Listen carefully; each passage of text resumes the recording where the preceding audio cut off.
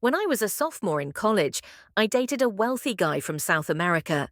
He and his brother were planning a spring break trip to South Padre Island, and since there were no seats left on the charter bus, my roommate offered me a spot with her boyfriend and a few guys from his fraternity. They were taking a pickup truck.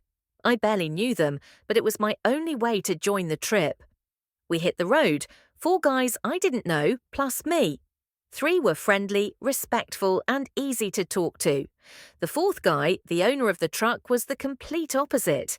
He refused to take a single turn driving, sat in the back seat the entire time getting high, and apparently his nickname in the fraternity was literally drugs.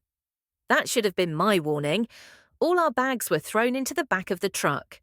I didn't think twice about it at the time. Once we arrived, my boyfriend was already waiting for me. I thanked the guys, even handed drugs $100 for gas, and didn't think more about it.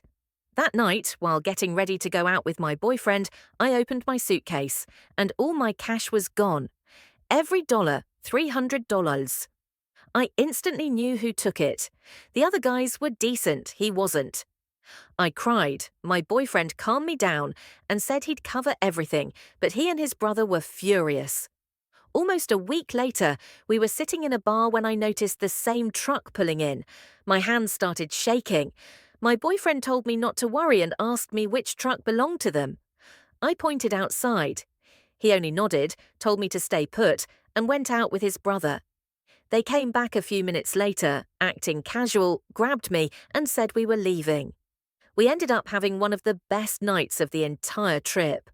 When the week ended, my boyfriend refused to take the bus back. Instead, he booked 2 plane tickets from Brownsville so we could fly home.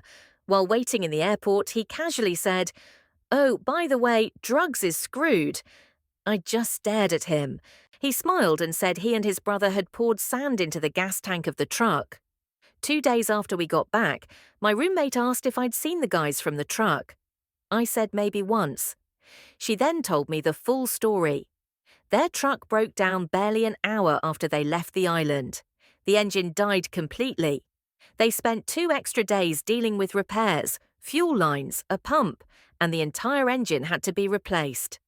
Drugs! Dad was so angry he personally drove down, took the truck away from him, and banned him from driving it ever again. Honestly, I had mixed feelings for about 10 seconds. Then all I felt was satisfaction. Karma doesn't miss.